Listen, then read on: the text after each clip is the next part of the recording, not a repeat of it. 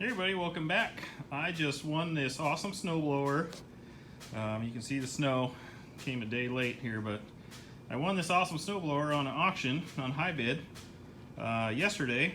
Picked it up today, brand new in the box. Haven't even opened it up to look at it yet. Not much going on here, but this place was selling 5 of them. Scored this thing for 110 bucks. Here's what it is. I've looked online, they go for $500 or $600. If you Google that number, you'll find it. I'll try to put a link down below if I can find a place that sells them, but I don't know. 2-year warranty. It's got a big 4-cycle motor on it. It clears 2 foot at a time. I mean, it's pretty cool. It even has electric start. That's ridiculous. It's got 5 forward, 2 reverse speeds. It's got some gnarly snow tires. It claims a 2-year warranty. I don't know, maybe the inside the box will probably have some more info on who to talk to about that, but I'm pretty stoked. I totally stole that thing for that price, so let's get it out here and we'll show you what's in there. Okay, I got the top cut open. Let's see what we got going on in here.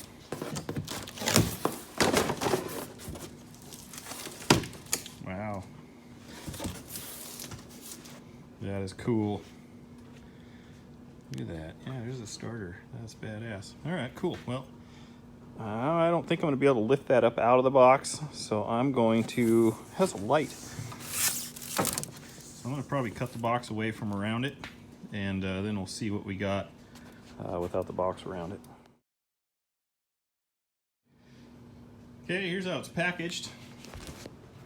Looks like it made the trip okay. I don't know where it came from. Well, China. But yeah, everything looks pretty good. I'll go move it to a little more space here, get the box out of the way, and we'll get everything unwrapped and lay in here, and we'll show you what's going on. Kind of pumped to get this to use today. Okay, so here's all the pieces that are coming. There's your chute, some rods for something. There's this little bag here. It's got a bunch of tools and cool stuff in it, which is kind of neat. Little shift knob. Got some brackets and some other stuff. I'm not sure what. Here's your controls here. That one looks like it's to make the snowblower go, and this one's to make the wheels go. Here's the motor.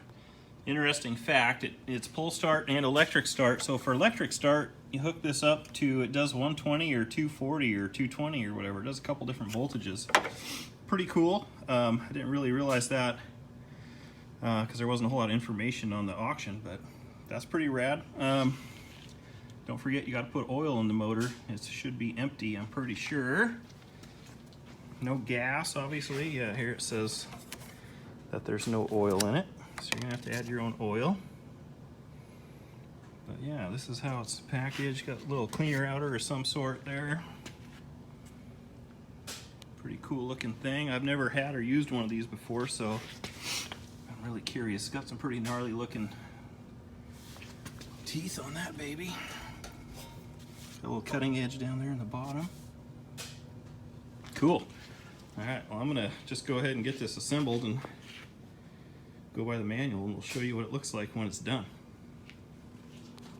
Don't forget to subscribe, follow the links down below, and we'll be right back. Okay, everybody, here it is assembled. It's ready to run. I actually, I've got gas and oil in it. I primed it up and turned the choke on, and I actually did get it to fire up for a little bit, then shut it off, and then double check the oil. So I put 1030 in mine. Non-synthetic. They tell you to go with 30 weight, not 1540 or anything thick, but it doesn't get that cold where I'm at, so I'm not too worried about that. As far as assembly, what I did is first I put on they call it armrest. So you take the bolts out down here that are in the body there, and then what I did is I laid this down on the ground and put the bottom one in on each side. Then you can lift it up and kind of get the other one in and tighten that down. Hook your light up here. This is supposed to hook into something. I haven't quite figured out where. The manual really sucks, so I just kind of went off the pictures. The big long rod has 2 bolts in down there, goes up through here. This is your speeds. in reverse.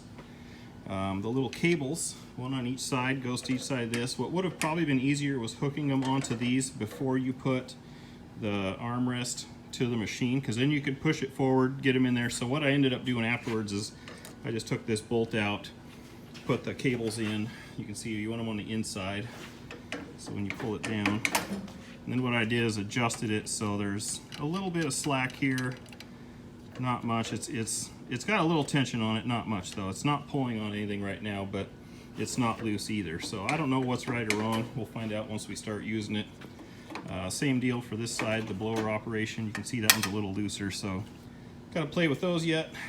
In the kit here of tools, there's two of these. This is a key. This is the picture I went off. I just looked at that and figured it out. The key goes here. Some sort of weird safety key thing. I don't know. Hope that doesn't become an issue. Down here on the motor, this is a 4-stroke, so you just put gas in, you don't mix it. I'm assuming this is a fuel off and on thing. Not quite sure. I turned it this way. Seems to be working. Here's your stop and run. Here's your choke on, off. Your key, this is your primer button, primer bulb. I don't know, I primed it initially about 10 or 12 times and then pulled on the cord and it started to pop and go. Once it fired, I turned the choke off. So this is your light. Turn your light off and on. You're gonna have to hook this on here. So I put a washer on each side here and then the cotter here, and then put this on, and then you adjust the depth as this goes in here to get it to ride in there just right. That's what's gonna twist this baby. And then these other brackets that were in there bolt down through here. That's what holds this in place. And the bigger portion goes on the bottom. And the other part was these little skid things go on each side. I don't quite have them adjusted yet. I'm probably gonna put them a little bit lower than the cutting blade. It might be a little dark, but I'll get that cutting blade just a smidge off the ground because I got gravel and stuff. I don't want to get that caught up in here. And only thing left to do is fire it up again and put a little more air in the tires. But here you can see this handle. I maybe have it a little too tight. But it's chipping the paint off.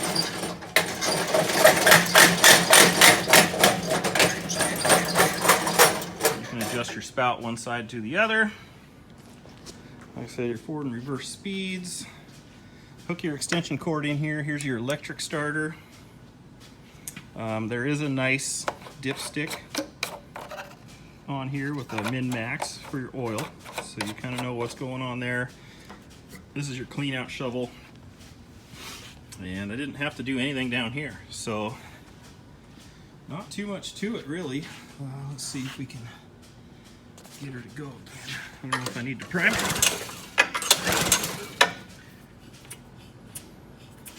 Little choke.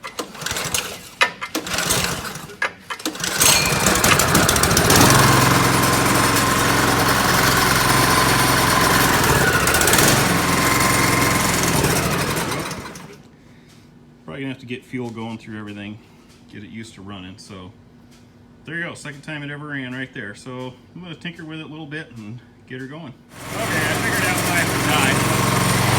That has to be sideways for on, and turn it the other way, up and down, it's off.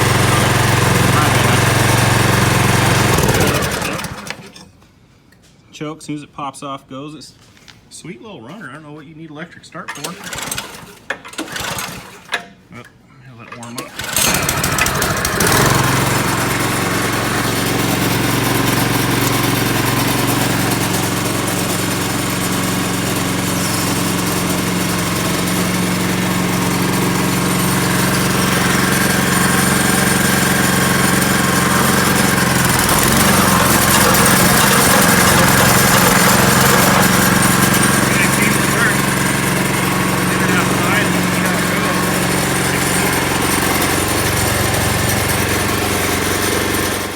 Going to mention too is the oil.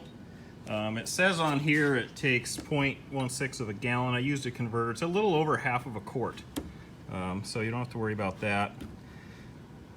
It doesn't hold, where does it say the fuel? Almost a gallon of fuel in it. Yeah, I'm gonna actually hook a cord up to that electric start and see how that works. That's pretty intriguing. Okay, so to adjust the little ride height things, I just took a little piece of kindling wood and shoved it underneath there, and then just tapped them down with a hammer. Now we got a little clearance.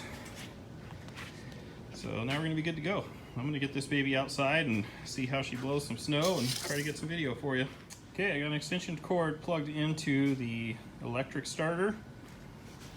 Got everything turned on. First electric start here. Says I have to do that for more than 10 seconds. But it works.